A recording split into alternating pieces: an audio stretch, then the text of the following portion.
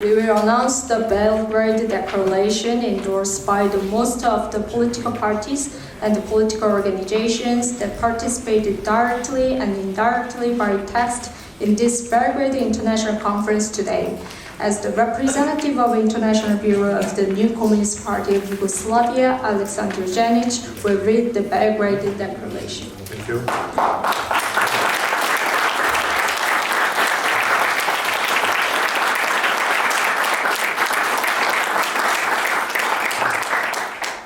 Belgrade Declaration, the rising tide of global war and the tasks of anti-imperialists. We stand at the moment of grave peril for workers and oppressed peoples everywhere, in which the imperialist war drive is pushing us towards a third war and nuclear conflagration. Even as NATO's aggression in Ukraine is falling both military and economically, the US desperation to save its hegemonic position in the world means it cannot back down, but is instead looking for ways to expand and prolong the war. In the face of all experience, it seems that the imperialists still hope they can find a way to wear down all resistance to their rule and come out on top. As a result, we face the prospect of the Ukraine war spilling over into neighboring countries in Europe and Central Asia, and also of the outbreak of hostiles in several other theaters further east. A recent US provocation in Taiwan, alongside its ceaseless ratcheting up of tensions with DPRK and China on every front, make this all too clear. All over Eastern Europe, workers are being fed with historical falsehoods, with anti-communist and Russophobic lies, and with the nationalist position in order to groom them to participate as the next round of proxy forces if Ukraine's supply should become executed. Here in the former Yugoslavia, people are faced the most blatant example of imperialism, destructive drive for dominance over the region. NATO's occupation of the Serbian province of Kosovo. Ever since the bloody war of destruction against Yugoslavia in 1999, Kosovo has been a hotbed of problems where crime and drug trafficking flourish under the total domination of Camp Bonstil, the largest US military base outside of the US.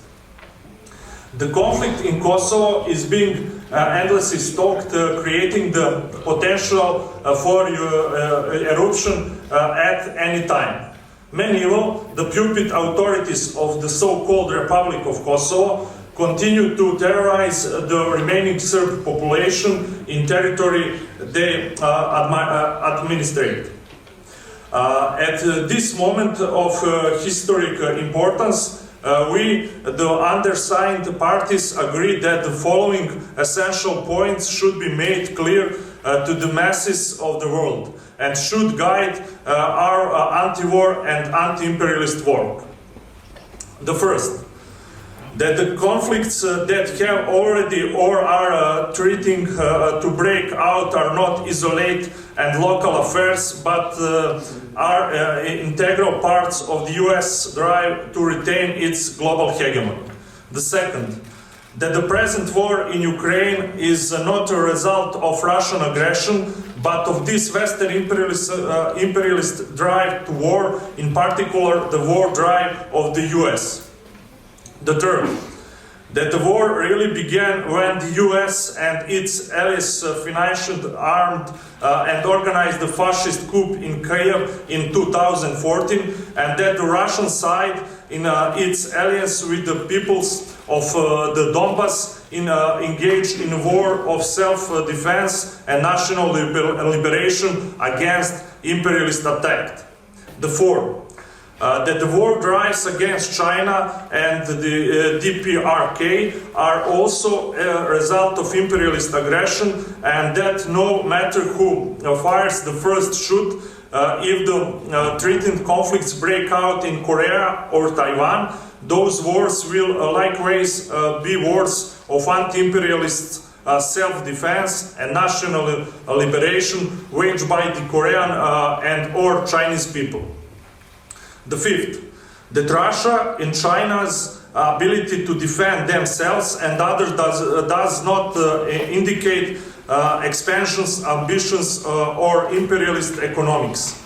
It is based in decades of planning for self-defense initiated by the socialist governments of the USSR and the People's Republic of China.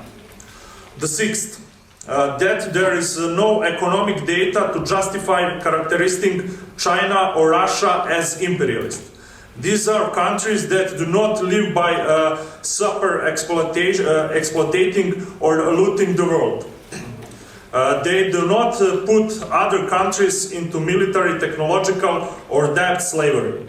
On the contrary, the beneficial terms of trade and the technological and military assistance they offer are giving smaller developing countries the chance to break out of imperialist enslavement. The seventh, that Russia and China are the targets of imperialist aggression because both by retaining their own independence and by assisting other nations to gain theirs, they represent a serious threat of the imperialist world hegemony. The eighth, that the growing alliance between Russia and China offers hope to the people of the world. Hope of an alternative to US domination and imperialist super-exploitation. A strong anti-imperialist camp is our people's best defense against the aggressive plans of the bloody-thirsty NATO alliance, our best defense against the looming threat of nuclear war.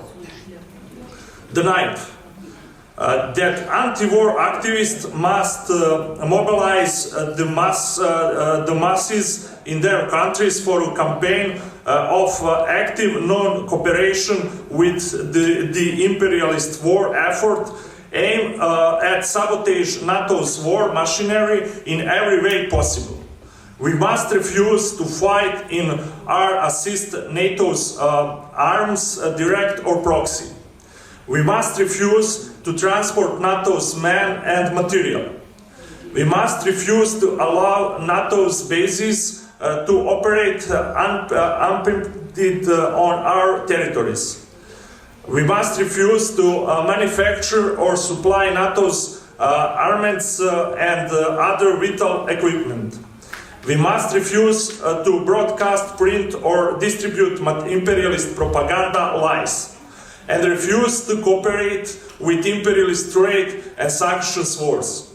The 10th, that the accelerating war drive, economic crisis, hunger crisis, environmental crisis, and more, all making abundantly clear that the need to remove the imperialist economic system is more urgent than ever. The 11th, that the slogans of the true anti-imperialists in this time must be defeated for the NATO-led imperialist alliance, victory of the resistance, no cooperation with imperialist war.